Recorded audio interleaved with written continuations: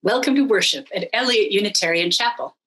I am the Reverend Barbara Gadon, and I am honored to serve as your lead minister, along with the Reverend Krista Taves. If you are with us for the first time, we offer you a special welcome. We are an intentionally inclusive congregation which welcomes all creeds, all races, all genders, all sexual orientations, and all kinds of families. Welcome. And welcome to UU Summer at the Movies. This summer, we are excited to worship with 9 other congregations, each one offering a service based on the themes and lessons of some of our favorite movies.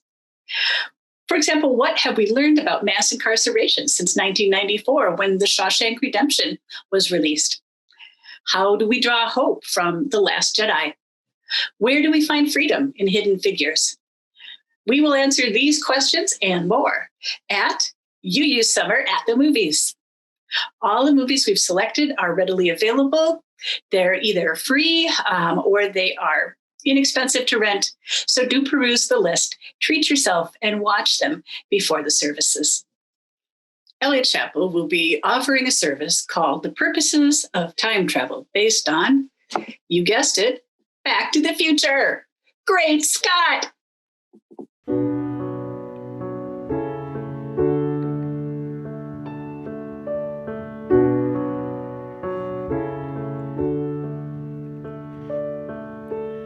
This is the sound of one voice, one spirit, one voice, the sound of one who makes a choice. This is the sound of one voice. This is the sound of one voice.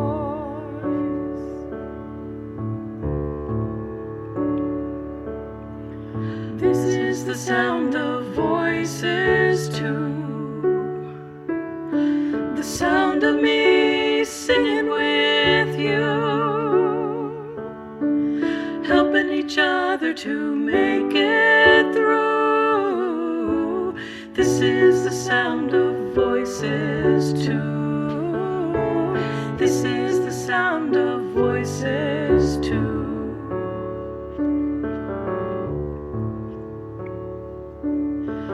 This is the sound of voices 3, singing together in harmony, surrendering to the mystery. This is the sound of voices 3. This is the sound of voices 3.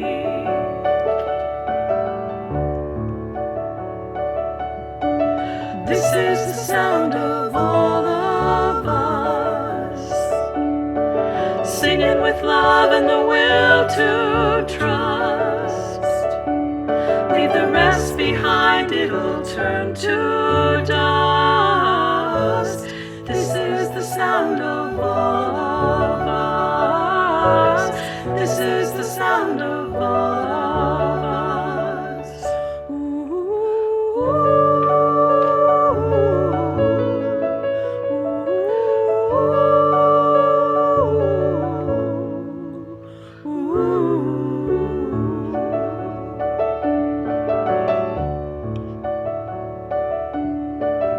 This is the sound of one voice, one people, one voice, a song for every one of us. This is the sound of one voice. This is the sound of one voice.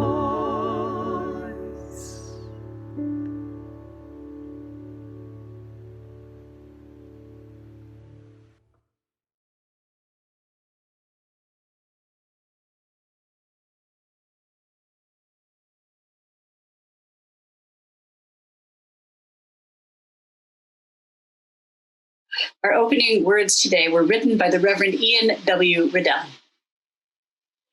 Come one, come all. Come with your missing pieces. and your extra screws. Come with your hard edges and your soft spots. Come with your bowed heads and upright spines. Come, all you flamboyant and drab, verbose and quiet, fidgeting and lethargic, all you with large vision and tender hearts, all you with small courage and tender fears. Bring your lisp and your stutter and your song. Bring your gravel and your drawl and your lisp, your lilt. Bring your anger and your joy and your righteous indignation. Misfits and conformists, and everyone in between, come into this time and be welcome.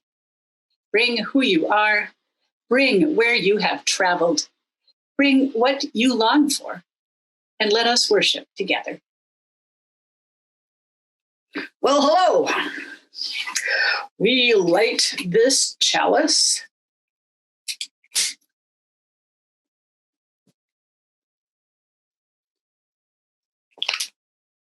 We light this chalice to honor the past, to celebrate the mysteries, and to encourage boldness to move into the future.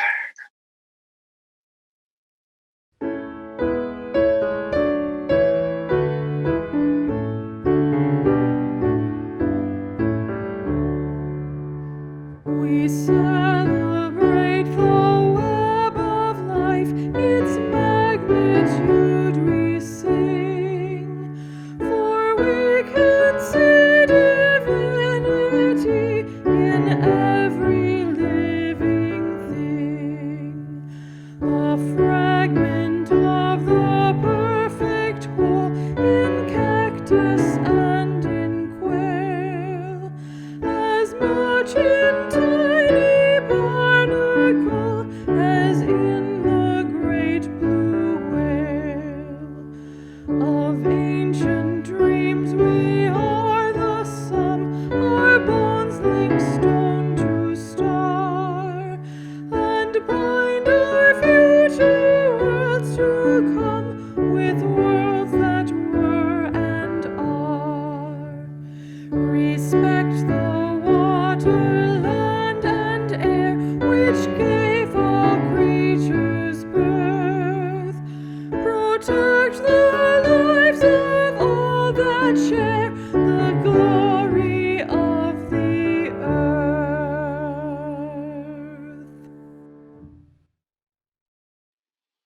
I invite you now into a time of prayer and meditation. If you wish to, you may plant your feet flat on the floor, straighten your spine, close your eyes, and follow your breath, and hear these words by the Reverend Sean Parker Dennison. To invoke love is to ask for a hug from a thunderstorm. Spill tea in the lap of the infinite trickster. To make the biggest, most embarrassing mistake of your life in front of everyone who matters. To invoke love is to never know if it will come softly with the nuzzle of a beloved dog or pounce right on your chest with the strength of a lioness, protecting her cub, her pride, her homeland. To invoke love is to take the risk of inviting chaos to visit the spaces that you spent so much time making tidy, and watch as the breath of life scatters everything you have only just folded and put away. To invoke love is to allow for the possibility that your words and actions might become so empowered that you can no longer believe in apathy or the self-righteous idea that nothing can change. To invoke love is to give up self-deprecation, false humility, pride, to consider yourself worthy to be made whole, willing to encounter love that will never let each other go. To invoke love is to guard against assumptions, take care with our words, and practice forgiveness, not as ethereal ideal, but right here in the messy midst of our imperfect lives. To invoke love is to approach each day and every person with wonder, anticipating love's arrival. Is this the moment? Is this love's grand entrance? Is this person the embodiment of love? Am I the one? To invoke love is to play the fool, the one more concerned with loving than with appearance or reputation, the one ready and willing to be vulnerable, abandoning anything that gets in love's way. To invoke love is to be ready to become love, here, now, in everything we do. Are you ready? Where do we come from? What are we? Where are we going? Where do we come from? What are we? Where are we going? Where do we come from? What are we? Where are we going? Where do we come from? What are we? Where are we going? Mystery from mystery. Life is a riddle and a mystery. Mystery from mystery. Life is a riddle and a mystery. Where do we come from? Where are we going? Where do we come from? Where are we going? Where do we come from? Where are we going? Where do we come from? Life is a riddle and a mystery. Where do we come from? Mystery. Life is a riddle and a mystery. Where do we come from? Mystery. What are we? Life is a riddle and a mystery. Where do we come from? What are we? Where are we going? Where do we come from? What are we? Where are we going? Where do we come from? What are we? Where are we going? Where do we come from? What are we? Where are we going? Every month, we give away half of our Sunday offering to an organization that shares our values at Eliot Chapel. Our congregation is passionate about immigration justice. We voted to become a sanctuary congregation, and we have sponsored an asylum seeker. That's why I'm so pleased that the Migrant and Immigrant Community Action Project is our June Share Play partner. MICA serves low-income immigrants through legal services, organizing, advocacy, and education to promote the voice and human dignity of immigrant communities.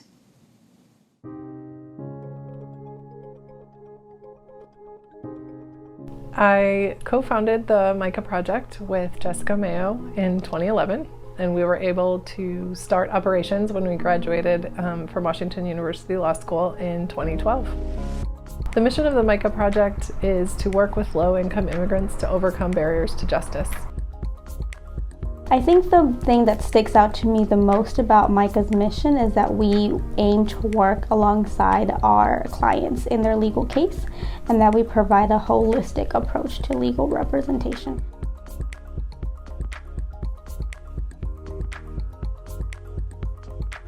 The Client Support Services Department has 3 major functions. We navigate available resources with clients out in the community. We work with them to write their affidavits or trauma narratives for their legal case, and we engage in interdisciplinary work, so partnering with physicians, with academics, with therapists to improve services. As someone that has gone through the immigration process and that still has loved ones who are in immigration limbo, I know firsthand how hard it can be to find access to quality and affordable legal representation. And so I really value being here at MICA because we really aim to be that for our clients, right? To be affordable, to be accessible, and to walk with them in their journey. Solidarity with the immigrant community has been more important and relevant than ever before in the past few years. But we know that whatever the future holds, we will continue to stand with immigrants. And we can only do that through your support.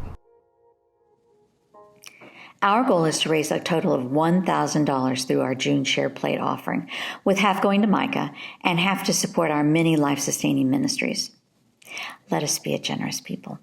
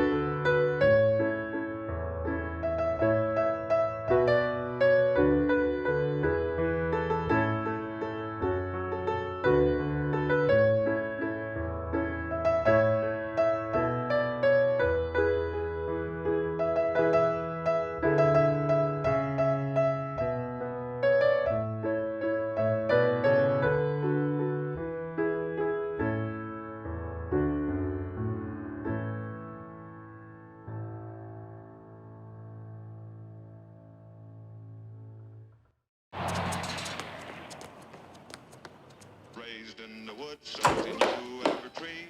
Killed him a bar when he was only 3. Davy. Hey, kid, what'd you do, jump ship? What? Well, what's with the life preserver?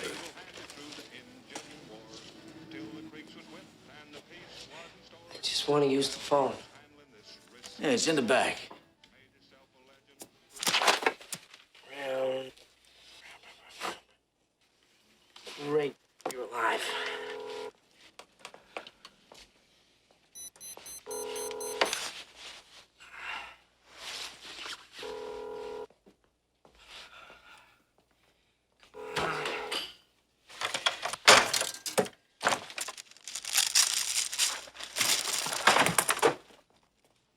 You know where 1640 Riverside... Are you gonna order something, kid? Yeah. Give me a tab. Tab? I can't give you a tab unless you order something. All right, give me a Pepsi free. You want a Pepsi, pal? You're gonna pay for it. Look, just give me something without any sugar in it, okay? Something without sugar.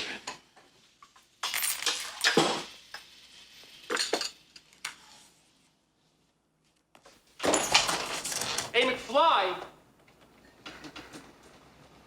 What do you think you're doing? Biff. Hey, I'm talking to you, McFly, you Irish bug. Oh, hey, Biff. Hey, guys. How are you doing? Yeah, you got my homework finished, McFly? Well, actually, I figured since it wasn't due till Monday... Hello? Hello? Anybody home? Hey, think, McFly, think. I gotta have time to recopy it. You realize what would happen if I hand in my homework in your handwriting? I'd get kicked out of school. You wouldn't want that to happen, would you? Would you? Well, now, of course not, No, Biff. I wouldn't want no. that to happen. What are you looking at, butthead? Hey, Biff, get hold of this guy's life preserver. Stewart thinks he's gonna drown. Yeah. So, how about my homework, McFly? Okay, Biff. Well, I'll finish that on up tonight, and then I'll bring it over first thing tomorrow morning. Hey, not too early. I sleep in Sundays. Oh, McFly, your shoes untied. Don't be so gullible, McFly. Okay. I don't want to see you in here again. Okay. All right. Bye-bye.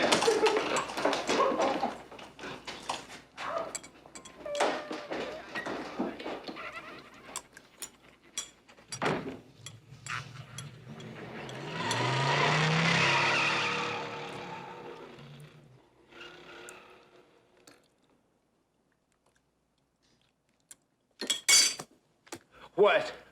You're George McFly. Yeah, who are you? Say, what do you let those boys push you around like that for? Well, they're bigger than me. Stand tall, boy. Have some respect for yourself. Don't you know if you let people walk over you now, they'll be walking over you for the rest of your life. Look at me. You think I'm gonna spend the rest of my life in this slop house? Watch it, Goldie. No, sir. I'm gonna make something of myself. I'm going to night school, and one day I'm gonna be somebody. That's right, he's gonna be mayor.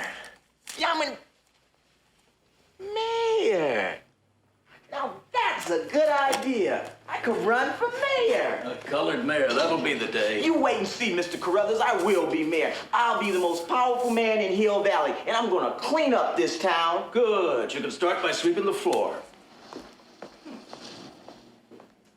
Mayor Goldie Wilson. I like the sound of that.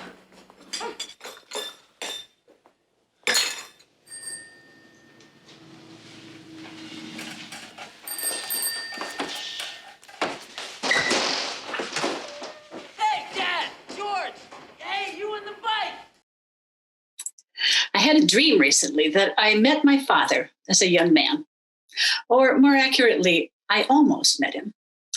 It was a bright summer day, and I was walking in a town that was unfamiliar to me. And I saw a man coming toward me in a light-colored suit with a crew cut and kind of big squarish glasses. He was probably in his 20s or his 30s, young anyway. And I had this sudden rush of recognition. He was the man that I saw in all of our family photographs that were taken before I was born. I said, "Dad." And he stopped and looked confused, as anybody might be if a woman twice their age addressed them as Dad. But I couldn't help myself. "Dad." And he stopped, blinking for a moment. And he might have been just going to say something to me when a car pulled up and a woman popped out and grabbed him by the arm. "Come on, Mr. Hogue," she said, looking at me suspiciously. "We'll get you out of here." And she hustled him into the car and drove off. Clearly, I have seen a few movies about time travel. I love them. I'm one of the people that wishes that time travel was true. It's why I chose Back to the Future as the text for our service.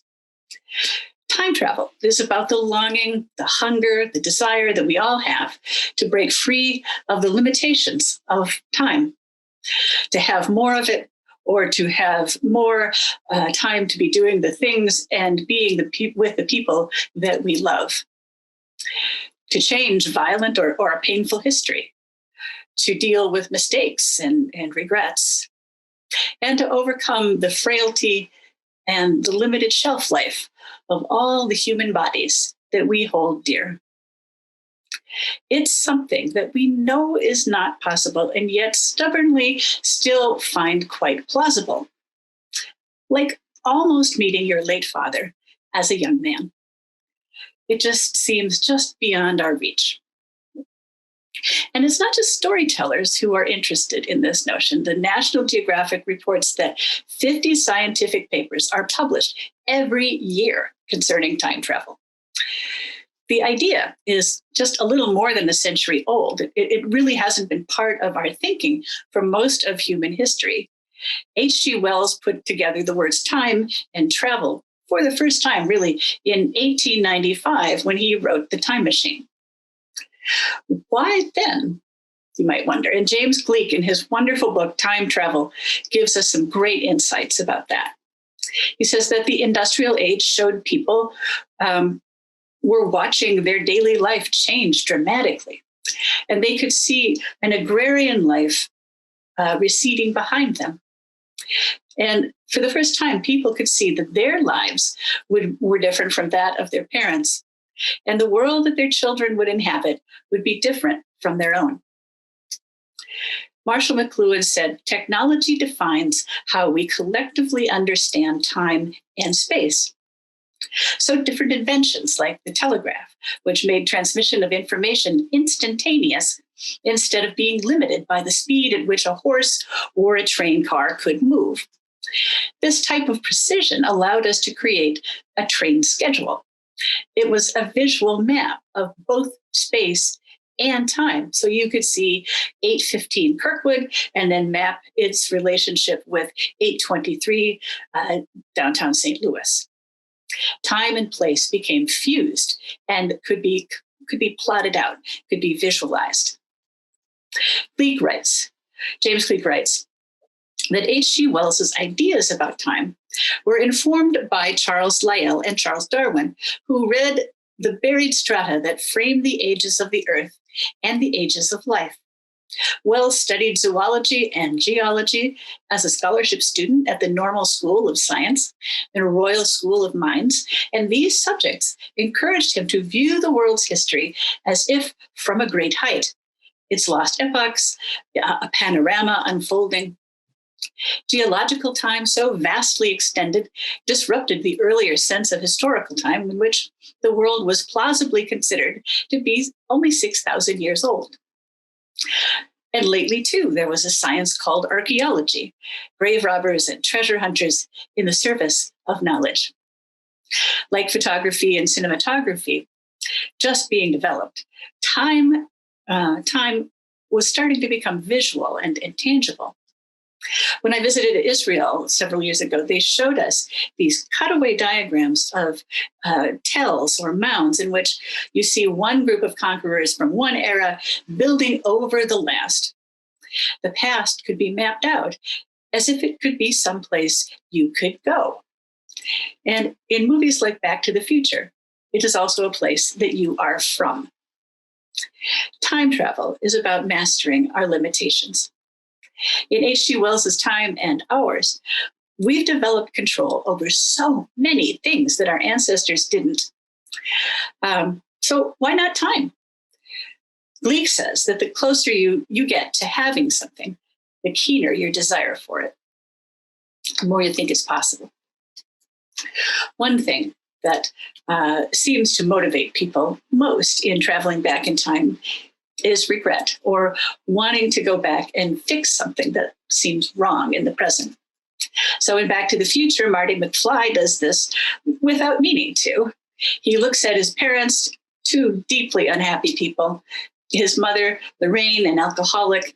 His father, George, is bullied and humiliated every day by a coworker. His brother and sister are lonely and they work menial jobs. And he's continually wondering why. Things seem out of whack in this family. Marty is good friends with a man that he calls Doc Brown, who is obsessed with time. The movie begins with Doc's lab, where there are more than 30 clocks, I read, set 28 minutes slow for some experiment he's doing. And this makes Marty late for school. There is never enough time in this movie. And that's where it gets a lot of its tension. We need a mechanism of some sort for time travel. Most of the tales have some kind of machine or drug or something. In Wells's time machine, he created this souped up bicycle, which was a pretty recent technology for them. And H.G. Wells was an avid cyclist. So it would make sense that his time machine would be a bicycle. Doc Brown uses a DeLorean. Why not, if you're going to make a time machine, why not do it with a little style, he says. Well, things go awry with his experiment.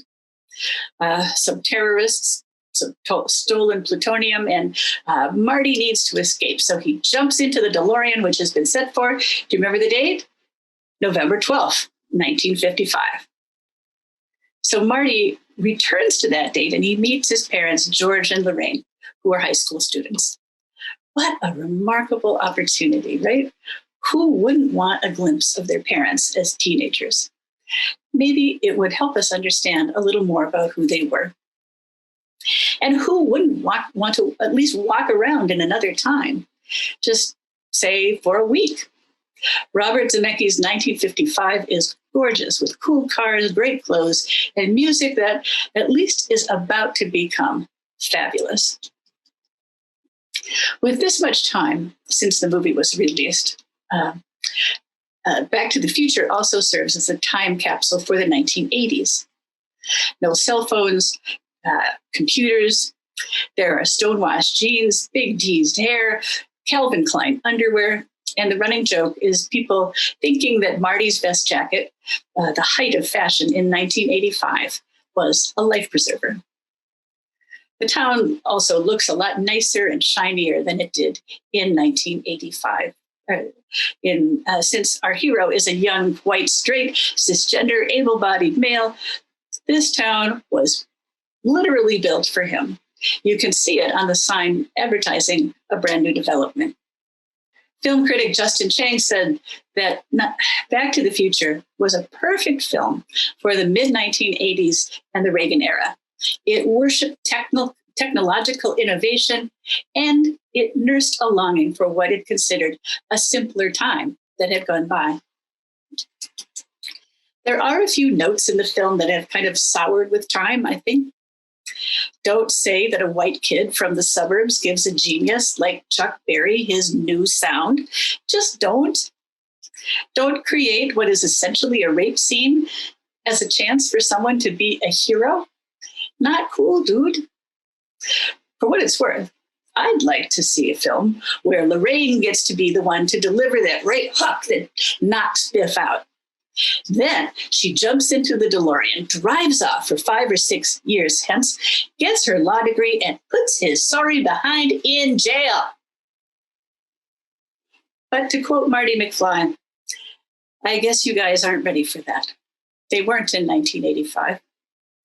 But your granddaughters are going to make it happen. You could say that all the reasons that we want to travel in time really come down to one, to elude death. Time is brutal. Time is a killer. Everyone knows that. Time will bury us eventually. Time's winged chariot is not taking us anywhere good. The late Forrester Church once said, religion is our human response to the dual reality of being alive and having to die. I find that so powerful. I'm going to say it again. Religion is our human response to the duality of being alive and having to die. What do we make of this is a religious question. Religion has for centuries tried to soften this terrible notion of death and finality with the possibility of heaven and hell, creating rules of behavior and creeds that have to be believed, cycles of reincarnation, even if you don't think it's fair. There was something satisfying in saying, well, at least we know. Universalism's great contribution to Western religion was to insist that the notion of hell was simply unbelievable, unsubstantiated, and utterly cruel for a loving God to do to God's people. Other religions have followed suit after that.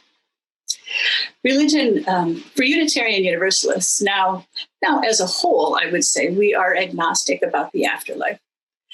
We don't know, and we simply can't know. And yet, I have to think that we feel the same longing to know as anybody else. There is a scene towards the end when Lorraine and George have their legendary kiss at the enchantment under the sea ball, which makes Marty's future life secure again. Marty leaves the stage and he runs into them. Lorraine. Marty, that was very interesting music. Yeah. I hope you don't mind, but George asked if he could take me home. Great. Good. Lorraine. I had a feeling about you, too. I have a feeling, too. Listen, I gotta go, but I wanted to tell you that it's been educational. Marty, will we ever see you again? I guarantee it. Well, Marty, I want to thank you for all your good advice. I'll never forget it. Right, George. Well, good luck, you guys. Marty, will we ever see you again? Why would she ask him that? He has said nothing about leaving town or going away. But the question isn't really about that, is it? It's the question we want to ask everyone we love, whom we know will die, especially our parents. and we don't ask it, we know the answer. It's sort of like the Midwestern goodbye, you know, that thing that we do saying that we've got to go now, and we're still talking. We move a few feet and we say, I've got to go again, and then we talk some more. We are just kind of lousy at goodbyes. I think we love this movie because for a few moments, we don't have to say goodbye. We are forever young, revving up the DeLorean, rocking out to Johnny Be Good, and gliding through town on a skateboard. We are just that cool. We know we can't go back there. We know. Nobody is going to invent a time machine that works. All we can do, and all of these time travel stories do, is ask, what if? It's all about asking the question, what if? As sacred a question as we will ever ask. Amen.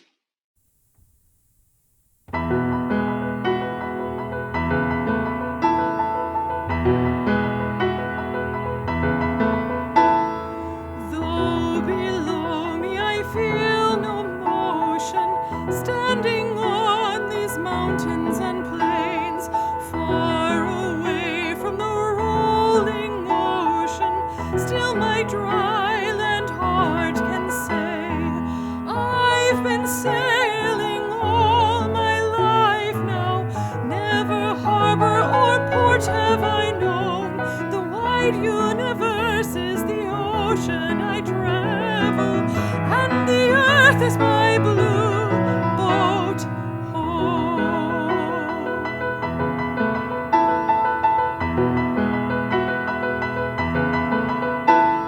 Sun, my sail, and moon, my rudder, as I ply the starry sea, leaning over the edge in wonder, casting questions into the deep, drifting here with my ship's companions, all we kindred pilgrim souls, making our way by the lights of the heavens in our beautiful blue boat home.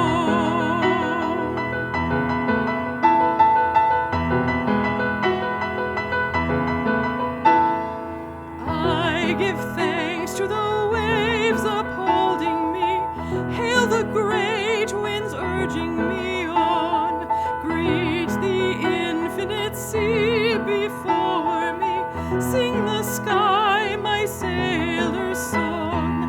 I was born upon the fathoms, never harbor or port have I known, the wide universe is the ocean I travel, and the earth is my blue boat home.